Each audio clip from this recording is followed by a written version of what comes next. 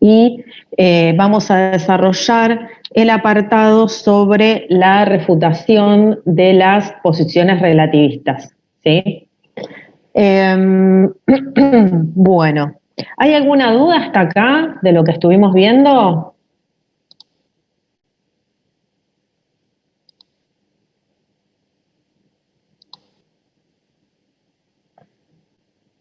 ¿No? ¿No hay ninguna? Bueno, entonces vamos a avanzar.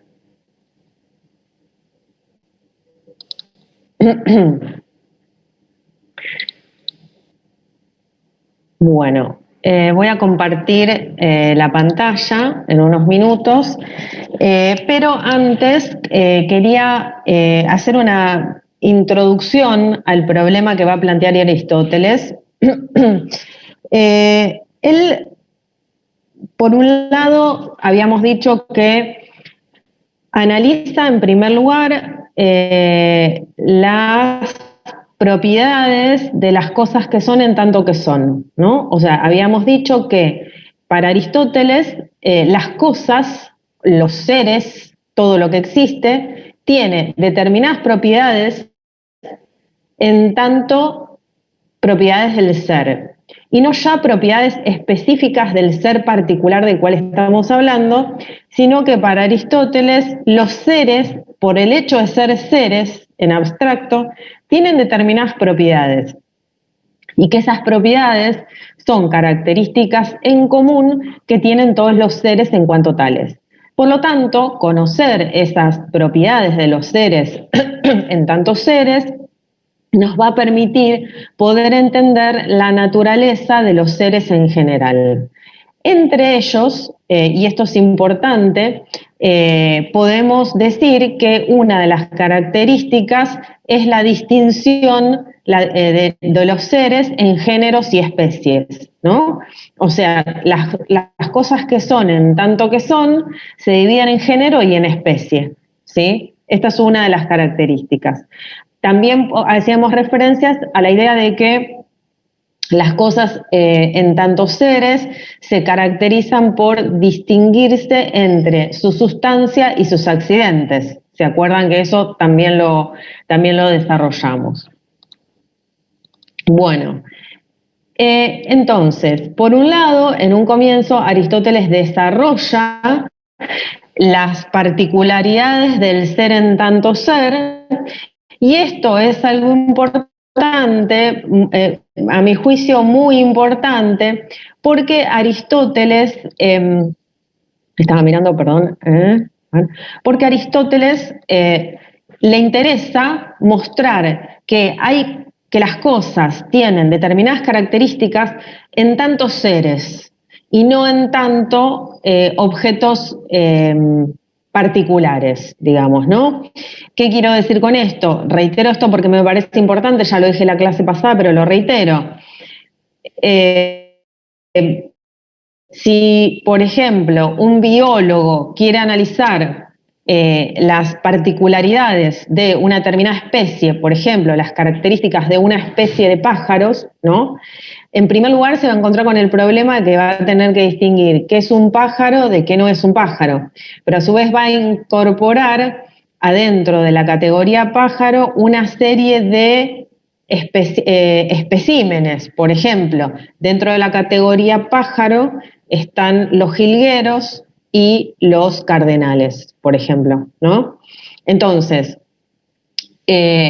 esto podría pensarse como que esta división entre género y especie es particular o específica de la biología o del estudio de los animales, en tanto estudio de la biología. Y en realidad no es así. Lo que va a decir Aristóteles es que la distinción entre género y especies es una distinción propia del ser en tanto ser. Por lo tanto, la distinción género-especie no le cabe solo a la esfera de la biología, sino a todas las esferas científicas, a todas las ciencias particulares, ¿sí? Esto, decía, tiene el potencial de que se pueden plantear características generales propias de todos los objetos. Entonces, independientemente de la ciencia particular que estudiemos, nos vamos a encontrar con que de acuerdo a Aristóteles, la filosofía tiene el potencial de dar claves de comprensión de la naturaleza de las cosas, en tanto que seres. ¿Sí? Eso por un lado, eso es lo primero que desarrolla Aristóteles. Esta parte remite al estudio ontológico, a su estudio, a su análisis ontológico del apartado 1 y del apartado 2. Bien.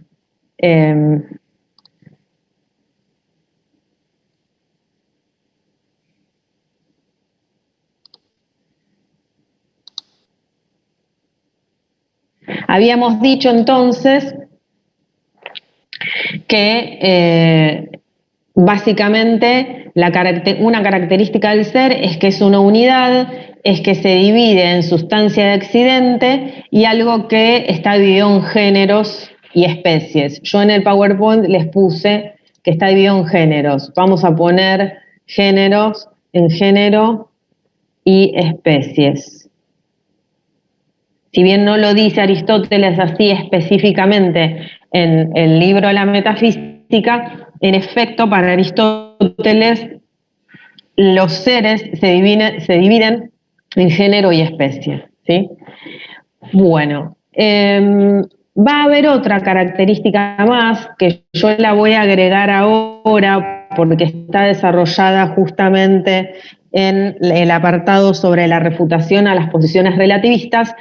Y otra característica más del ser es la distinción o división entre potencia y acto, ¿sí?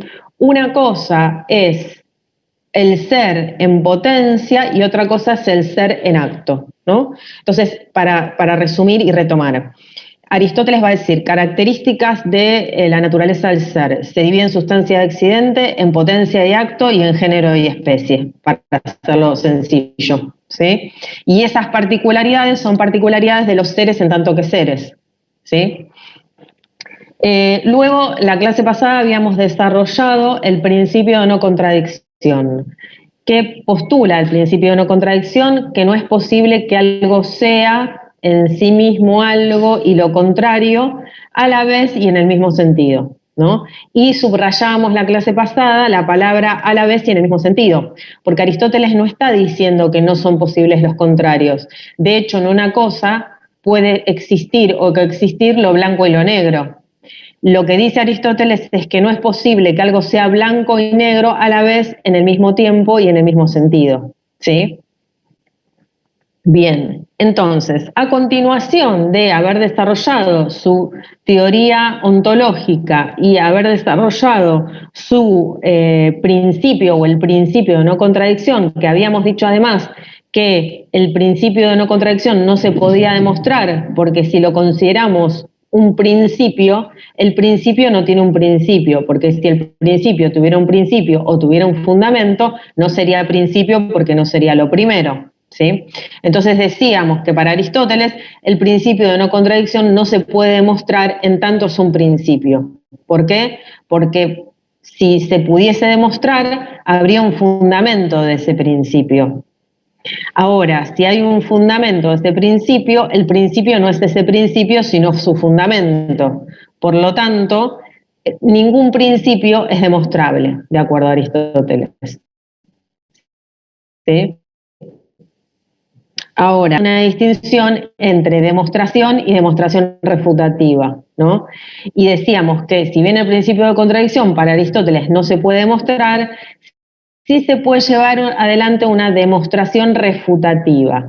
¿Y en qué consiste? En poner la carga de la prueba en el otro, donde el otro que sostiene lo contrario al principio de no contradicción tiene que demostrar que el principio de contradicción no opera o que se puede refutar el principio de no contradicción. Como no vamos a encontrar a nadie que pueda refutar el principio de no contradicción, queda el principio sostenido, pero que se mueva refutar el principio de no contradicción. Entonces, la prueba de que el principio opera es que nadie lo puede refutar. ¿sí? Por eso se pone la carga de la prueba en el otro, ¿no? Es como si yo dijese, bueno, ustedes están en contra del principio de no contradicción, piensan que el principio de no contradicción no opera, bueno, muéstrenme ustedes, denme una prueba ustedes de que el principio de no contradicción no opera. Si no la pueden dar, entonces queda demostrado por imposibilidad por parte de ustedes de refutar el principio de no contradicción que el principio de contradicción rige, ¿sí? Es o como una estrategia, digamos, a la que recurre Aristóteles para, de alguna manera, dar cuenta de que no se puede probar el principio de no contradicción, pero que al mismo tiempo nadie lo puede refutar. ¿Sí? Bueno, después hay otra cuestión. Hasta acá estaba haciendo el repaso de las dos clases pasadas. Bueno.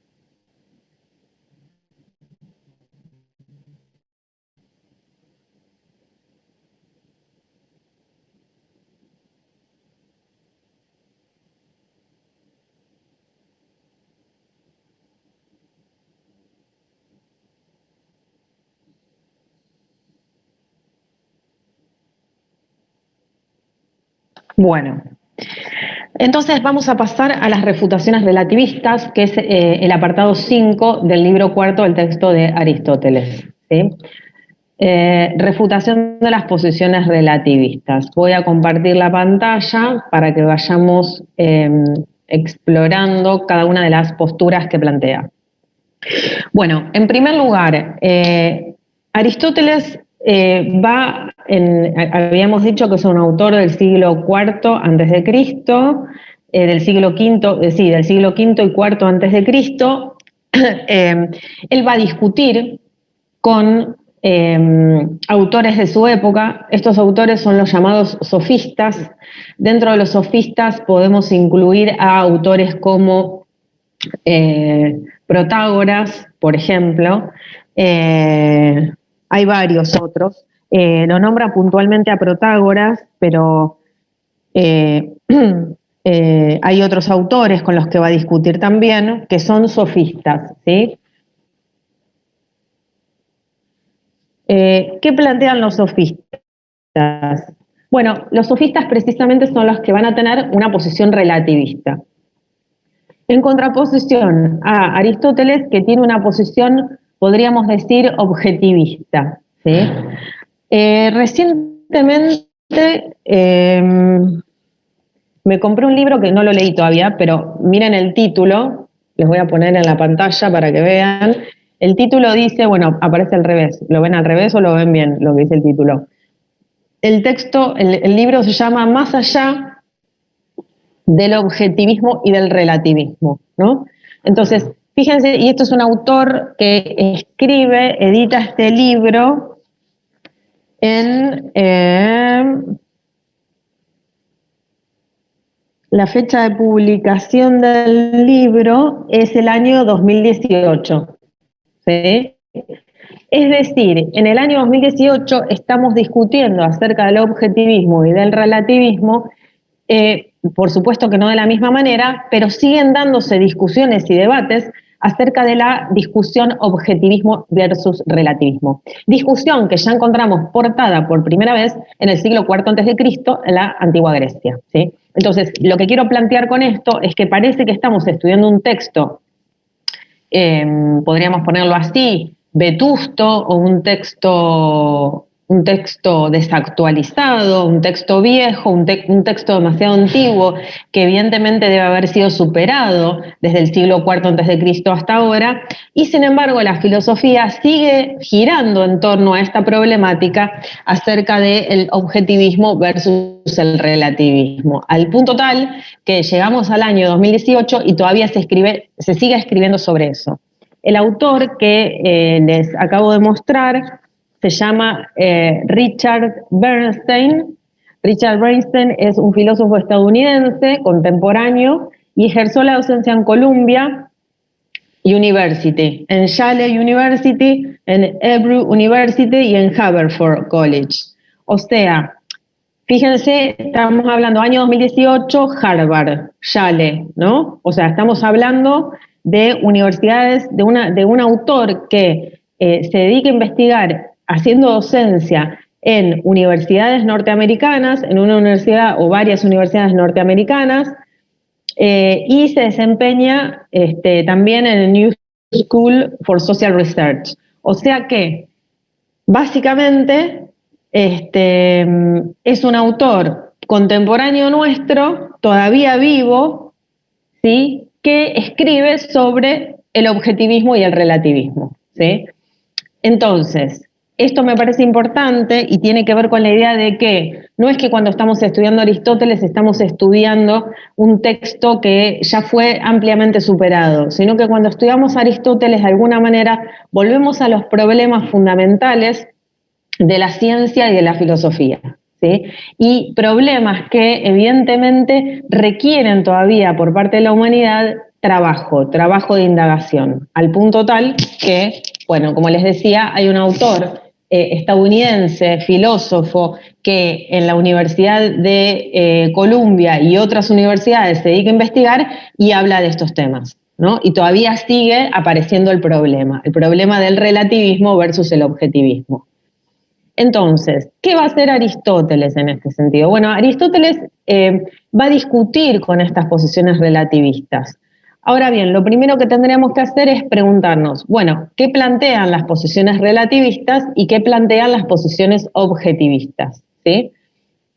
Bueno, básicamente, vamos a escribirlo esto, ¿qué es lo que plantean las posiciones relativistas? Bueno, las posiciones relativistas van a plantear, en los términos de Aristóteles, vamos a ponerlo, ¿no? Porque en realidad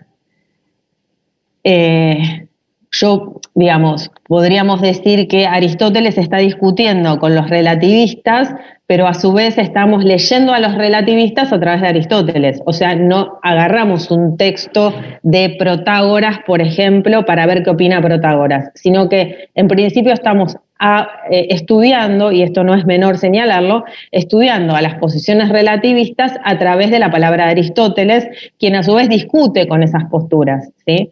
Entonces, hay que ser cuidadosos en cuanto a cómo pensamos el tema y el problema. Estamos discutiendo a Aristóteles y cómo Aristóteles se enfrenta a esas posiciones relativistas según las interpreta Aristóteles, ¿sí? Entonces, en los términos de Aristóteles, él va a decir que las posiciones relativistas sostienen. Vamos, yo lo voy a poner así como en ítems. Que los contrarios y las contradicciones se dan a la vez y en el mismo sentido. ¿Esto es contrario a qué? ¿A qué es contraria esta primera posición relativista? A lo que plantea Aristóteles. ¿Y qué plantea Aristóteles? Que justamente no puede haber contradicciones al mismo tiempo en el mismo sentido. Exactamente, es decir, que las posiciones relativistas, de acuerdo con Aristóteles, sostienen lo contrario al principio de no contradicción, ¿sí? Que planteado a su vez por Aristóteles. Por eso, en realidad, todo el desarrollo del texto de Aristóteles tiene una continuidad. No es que ahora pasó al apartado 5 y está hablando de otra cosa completamente diferente a la que estaba hablando en el apartado anterior, sino que ahora se va a referir a las posiciones relativistas porque son las posiciones relativistas las que niegan el principio de no contradicción, ¿sí? Ahora, a su vez, las posiciones relativistas sostienen que, yo lo voy a poner en estos términos, lo voy a resumir en estos términos, no está puesto así en el texto, pero me parece que va a ser útil que yo lo ponga en estos términos más tajantes para que ustedes después lo puedan indagar. Para las posiciones relativistas, nada es en sí mismo algo, sino que todo es relativo a la subjetividad. De ahí la palabra relativismo, que se refiere al hecho de que todas las cosas que son, ¿sí? Todas las cosas que son, no son nada si no es a través de la subjetividad, ¿sí? Por eso, en realidad, fíjense cómo empieza a reaparecer la posición, la discusión o el debate relativismo, objetivismo, idealismo, realismo, ¿no? Aunque desde otra perspectiva. Para estos autores, además, el conocimiento se obtiene a través de los sentidos, es decir, vista, oído, gusto, tacto, me está faltando alguna. Vista, olfato. Ahí está. ¿Sí? O sea que lo que conocemos lo conocemos a través de nuestros sentidos. Bueno. Entonces, estas son en principio las tres principales características que tienen las posiciones relativistas. Yo, si me permiten, voy a alterar ahora el orden, porque se dio así ponerlo, pero voy a alterar el orden y me va a quedar en el punto A la idea de que para los relativistas el conocimiento se obtiene a través de los sentidos, que los contrarios y las contradicciones se dan a la vez en el mismo sentido y que nada es en sí mismo algo, sino que todo es relativo a la subjetividad, ¿sí? Esto es básicamente lo que sostienen las posiciones relativistas. Ahora vamos a pasar, quedan 4 minutos y ya pasamos a la clase, entonces vamos a plantear cuáles son las ideas de Aristóteles en relación a las posiciones relativistas. Vamos a poner que al respecto Aristóteles sostiene, ¿no? O sea, sobre lo que plantean las posiciones relativistas, Aristóteles va a discutir con ellos. ¿En términos de qué va a discutir? En términos de mostrar que los puntos A, B y C que podemos ver que sostienen las posiciones relativistas no son adecuados, no son correctos, ¿sí? Bien. Esto que voy a desarrollar a continuación es lo que empieza a desarrollarse a partir del apartado 5, ¿sí? Vamos a poner acá una breve introducción. Aristóteles discute con personajes de su época, a saber, los sofistas. Por ejemplo, Protágoras, les voy a mencionar algunos más. A ver si...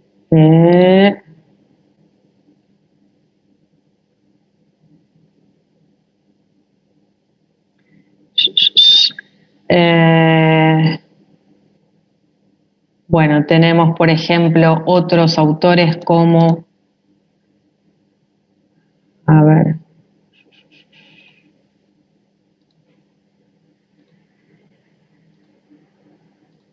Como Protágoras, decíamos Aristófanes,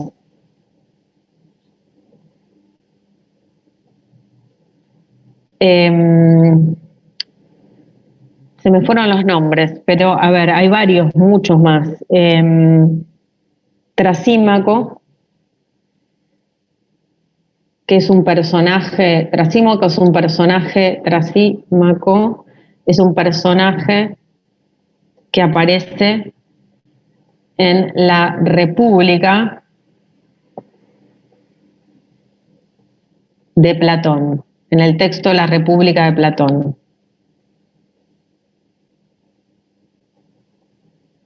en el libro La República, ¿sí? En el libro La República de Platón. Bueno, y hay varios más, ¿sí? Bueno, a continuación entonces pasamos a la próxima sesión y vamos a desarrollar cuáles son los postulados de Aristóteles en contra de las posiciones relativistas, ¿sí?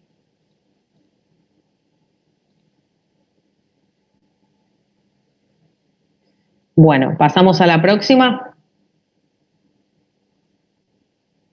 Finalizo la reunión y vamos Sí. a la próxima sesión. Perfecto.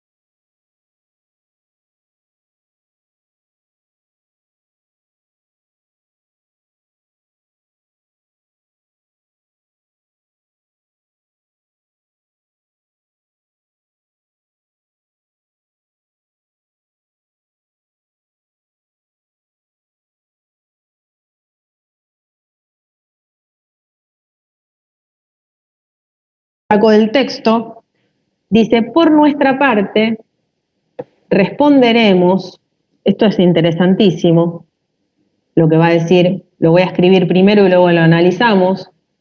Por otra parte, responderemos a este razonamiento, es decir, a la idea que todo se encuentra en permanente cambio, vamos a poner entre paréntesis, que todo se encuentra en permanente cambio, que lo que cambia mientras se está cambiando les da cierta razón para pensar que no es, que lo real no es, pero esto resulta ciertamente discutible.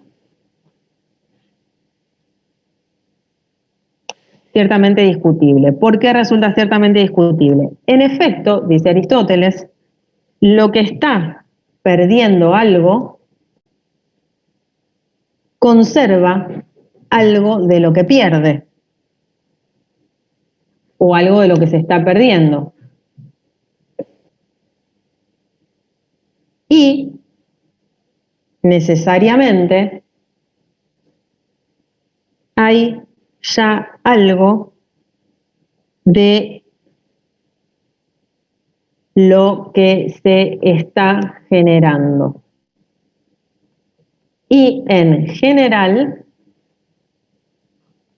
si se corrompe, y en general si se corrompe, seguirá existiendo algo, y si se genera, necesariamente existe aquello a partir de lo cual se genera y aquello por cuya acción se ha generado. Y que en esto no cabe un proceso al infinito. Bien, acá lo acabo de copiar, les voy a citar dónde está este tramo del texto, está en la página 166, último párrafo. ¿Sí? Está en la página 66, último párrafo. Bien.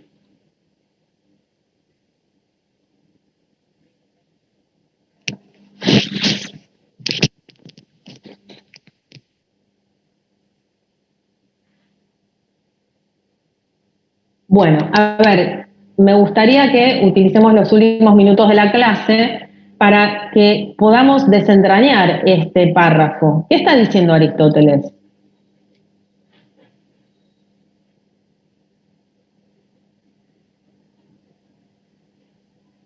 Escucho interpretaciones.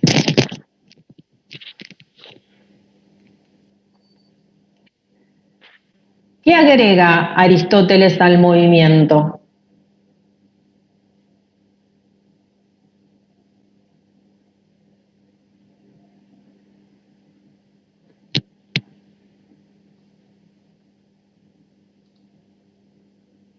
¿Qué agrega Aristóteles al movimiento?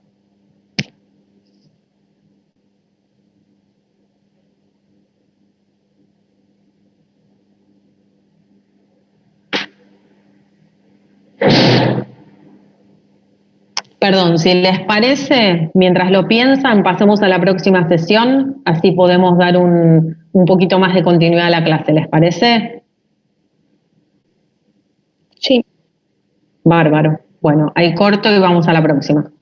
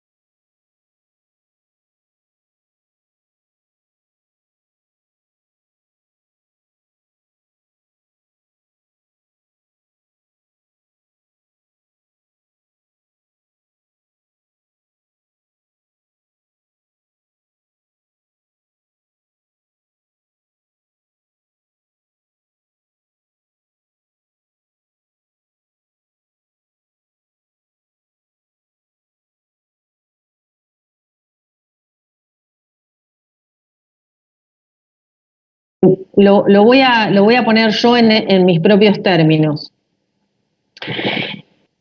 Si algo cambia, ¿sí? Vamos a pensar en dos posibilidades.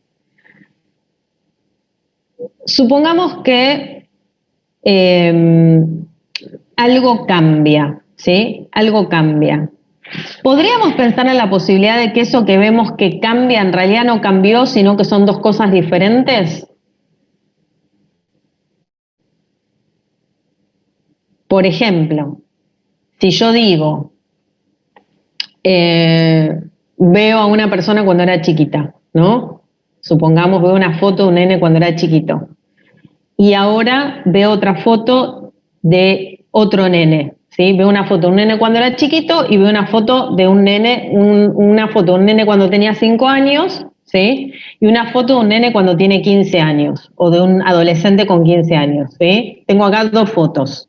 Uno de un nene de 5 y otro de alguien de 15, ¿sí? Pregunta, podemos pensar dos cosas, o bien que el nene de 5 y el nene de 15 son la misma persona, ¿sí? O que el nene de 5 y el nene de 15 la foto son dos personas diferentes, ¿sí? Si pensamos que son dos personas diferentes, ¿hay mutación de esa persona? ¿Podemos hablar de mutación? No. No, porque son dos personas diferentes, ¿sí? Está Santiago de 5 años y Matías de 15. Ahí no hay mutación. Ahí hay dos personas diferentes. Ahora, si Santiago que tiene 5 en realidad devino en Santiago con 15, ¿podemos hablar de mutación? ¿Hubo cambio ahí? Sí. Sí, hubo cambio. ¿Por qué? Porque Santiago de 5 se transformó en Santiago de 15. ¿Sí? Ahora, cuando nosotros vemos las dos fotos, a priori, no podemos saber si hubo mutación o se trata de dos objetos diferentes. No lo podemos saber. Pero lo que sí sabemos es que si Santiago de 5 años se convirtió en Santiago de 15, tiene que haber algo que permanezca en Santiago de 5 años y Santiago de 15, a pesar de que algo mutó. Porque si no, no podemos hablar de cambio. ¿Se entiende? Es decir, piensen en esta metáfora de la foto y se van a dar cuenta que la idea de mutación siempre implica permanencia. Si no hay permanencia, no puede haber mutación. Lo que está tratando de mostrar Aristóteles con esta frase, básicamente, es que el cambio, la idea de cambio, encierra necesariamente la idea de inmutabilidad. Hay algo en lo que cambia que permanece. Si no, no se puede o no es posible hablar de cambio. Para decir que algo cambia, tengo que reconocer que algo permanece en algún sentido. Porque si no, no puedo hablar de cambio. Que algo cambia significa que algo deviene otra cosa. Pero si algo deviene otra cosa, ese algo debe permanecer o ser inmutable en algún sentido. ¿Sí? Entonces, ¿qué dice Aristóteles? Que las posiciones relativistas que sostienen que hay cambio no se dan cuenta que en la idea de cambio está encerrada la idea de inmutabilidad y que no puede hablarse de mutación sin a su vez hablar de inmutabilidad. Y que por lo tanto no hay mutación en términos absolutos, sino que siempre algo de lo que cambia supone una permanencia. Por lo tanto, las posiciones relativistas que se apoyan en la idea de que todo cambia son falsas, porque todo cambio siempre supone alguna dimensión en lo real de inmutabilidad. Y los sofistas no están reconociendo esa dimensión de lo real que es inmutable. Por eso sostienen sus posiciones relativistas de que todo se encuentra en permanente cambio. ¿Se entendió hasta acá? ¿O necesitan que la clase que viene retomemos este concepto que es central? Es central porque marca la diferencia entre las posiciones relativistas y las posiciones objetivistas. ¿Se entendió o quieren que lo repasemos la clase que viene?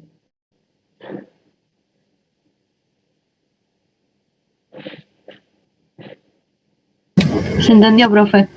¿Sí? ¿El resto? Sí.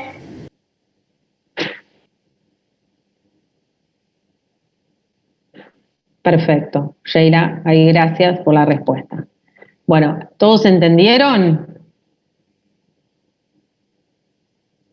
Bueno, perfecto, Mariano. Bueno, entonces, bárbaro, Caro. Gracias. Bueno, entonces, la clase que viene lo que vamos a hacer es, todas estas ideas que desarrollamos hoy, las vamos a sintetizar en un cuadro. Y lo que vamos a mostrar es cómo ven las posiciones relativistas lo real y cómo ve Aristóteles lo real. Y cómo es que Aristóteles critica esas posiciones relativistas que ven lo real de una manera diferente a él, pero a su vez critica y muestra por qué es falsa esa visión, por qué tiene...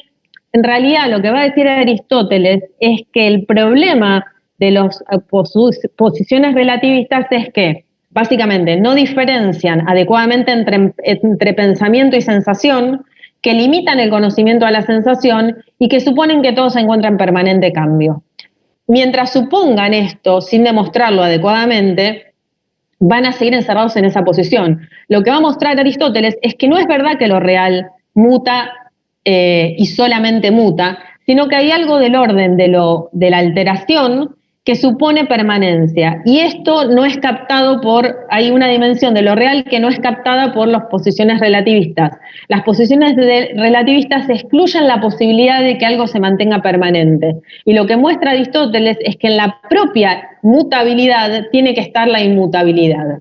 No se puede hablar de cambio si a su vez no se habla de cierta orden inmutable, ¿no? Lo que muta, muta respecto de algo que permanece.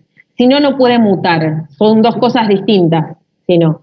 Entonces, Aristóteles va a mostrar que los autores relativistas ven mal lo real, porque se limitan a ver una parte chiquita de lo real, dejando de considerar otro aspecto, y que esa falta de consideración de otro aspecto es lo que los lleva a sostener esas posiciones equivocadas, ¿sí? Para ser concreta, los relativistas sostienen que lo real se encuentra en permanente cambio y Aristóteles muestra que lo real muta, pero además hay algo que permanece. Y eso que permanece no es considerado por los sofistas porque piensan que todo se encuentra en permanente cambio. Por lo tanto, va a decir Aristóteles, nosotros, en tanto autores o en tanto filósofos que entendemos a lo real como desdoblado en potencia y acto, como desdoblado en sustancia y accidente, como desdoblado en género y especie, como desdoblado en mutable e inmutable, vamos a tener más riqueza más conocimiento, más rico, más detallado de lo real, y por lo tanto, eso que no cambia, que es parte de lo real, es objetivo. Todos vemos lo mismo, todos vemos esa misma permanencia. Y si todos podemos ver esa misma permanencia, podemos hablar de algo que no cambia y de algo que se sostiene por sí mismo y que es independientemente de cualquier posición relativa, sino que existe independientemente de cualquier posición relativa o de cualquier subjetividad, ¿no? O sea, esa dimensión de permanencia es la misma para todos, dice Aristóteles. Por lo tanto, ahí se sostiene en ese sentido la posibilidad de algo que sea objetivo, que no depende de su posición relativa, va a ver lo mismo porque eso que ve no cambia, no muta, ¿sí? Sino que permanece. Entonces, en esa dimensión que permanece vamos a ver todos lo mismo, dice Aristóteles. Bueno, la clase que viene, entonces, vamos a retomar estas ideas haciendo un cuadrito para que se quede más claro. ¿Les parece? Sí, profe. Bueno, lo que les pido es que para el fin de semana terminen de leer el libro cuarto y empiecen con el libro quinto a trabajar con los conceptos que yo les pedí. Puntualmente yo les había puesto en uno de las PowerPoint, que ahora los voy a actualizar en el Classroom, les había desarrollado una serie de conceptos de definiciones que daba Aristóteles que me interesa que ustedes las lean. Una de ellas es la diferencia entre, una de ellas tiene que ver con los tipos de causa, ¿sí? Causa formal, causa eficiente, causa final, y causa final, causa formal, causa eficiente, me falta alguna. Pero reléanlas, o sea, terminen de leer el capítulo cuarto, el libro cuarto, y lean el libro quinto en lo que refiere a las definiciones que dejé plasmadas en el PowerPoint de las primeras clases, ¿sí? De las primeras clases de Aristóteles, ¿sí? Si no hay preguntas, nos vemos la clase que viene, ¿les parece? Buen fin de. Hay una cuestión, una cuestión, si alguien más necesita certificado de examen, me avisa, me manda un mail que se lo paso, ¿sí? Porque ya sé por dónde se obtienen, así que si alguien más necesita, me avisa, ¿sí? Me avisa directamente a mí, no tiene que mandar un mail a Facu. Bueno, entonces nos vemos la clase que viene, ¿les parece? Bueno, Perdón, Mariano, Sí. ¿dijiste algo? No, que nos vemos, está diciendo. Dale, perfecto. Bueno, un beso a Chao, todos. profe, gracias. Chau. Un beso. Nos vemos. Chau, chau.